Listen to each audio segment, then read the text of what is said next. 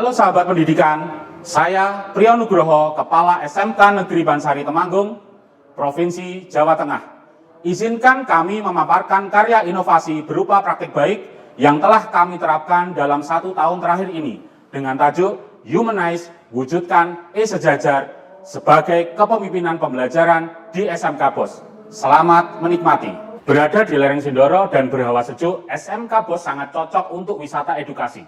Awal bertugas sebagai kepala sekolah, kami melakukan observasi dan hasilnya beberapa murid datang terlambat paling siang pukul 07.25. Berikutnya, saat pembelajaran sebenarnya berjalan dengan baik, namun masih sedikit pembelajaran yang berpusat pada murid. Nah, disinilah tantangannya. Bagaimana upaya kepemimpinan pembelajaran dapat menciptakan lingkungan belajar produktif dalam berkarya sehingga timbul rasa puas bagi stakeholder secara efektif dan efisien dalam mencapai tujuan dan sasaran.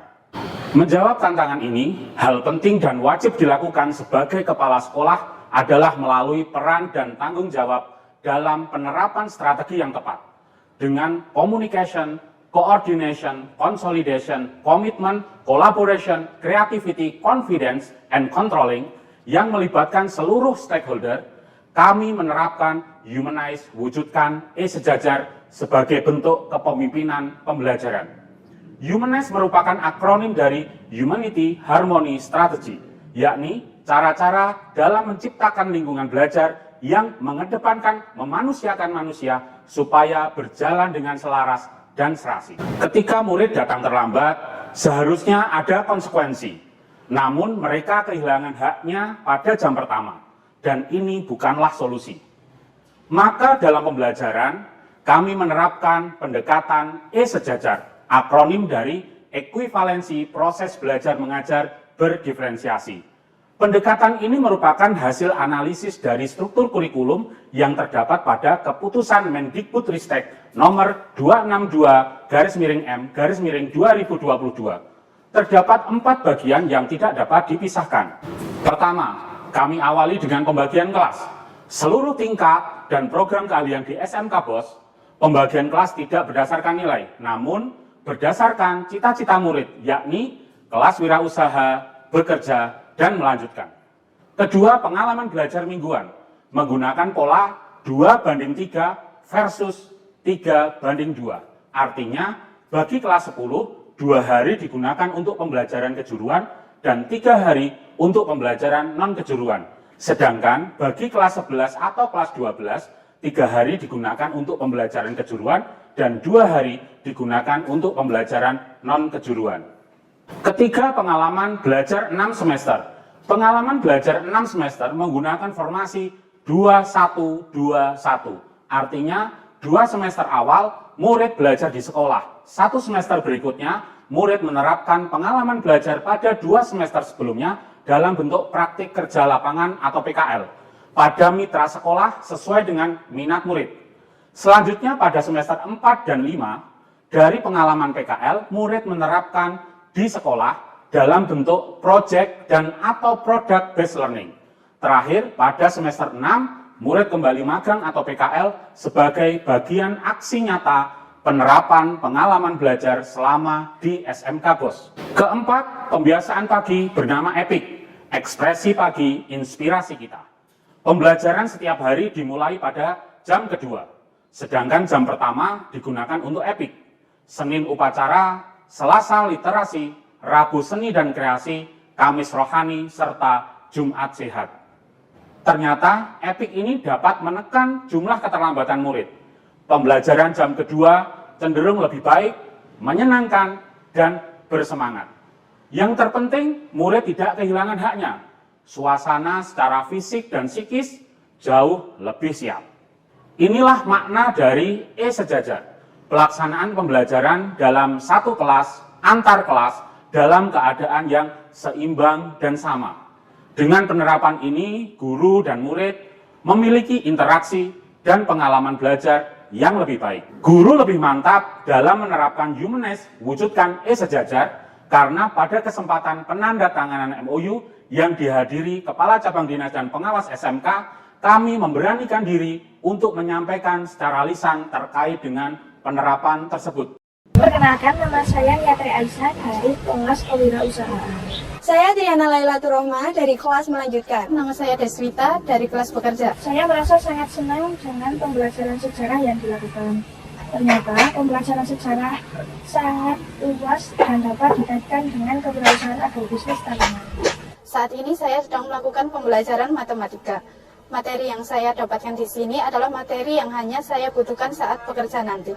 Saya dan teman-teman saya memiliki tujuan yang sama, yaitu melanjutkan ke perguruan tinggi setelah kami lulus.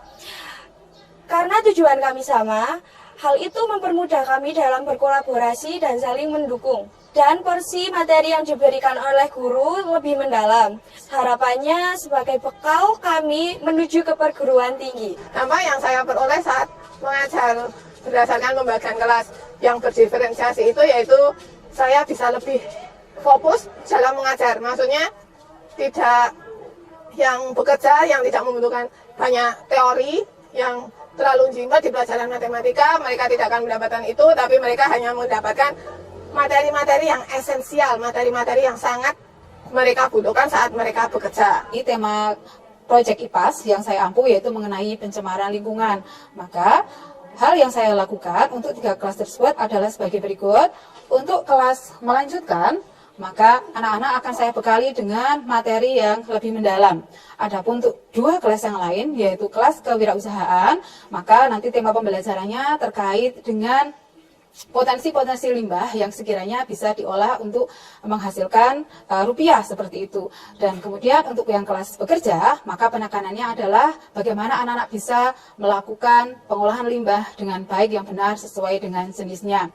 Begitu pula dengan peserta didik. Peserta didik juga dampak positifnya yang saya amati, saya lihat itu adalah siswa lebih termotivasi yang jelas. Kemudian siswa lebih enjoy, lebih bersemangat, antusiasnya itu luar biasa gitu.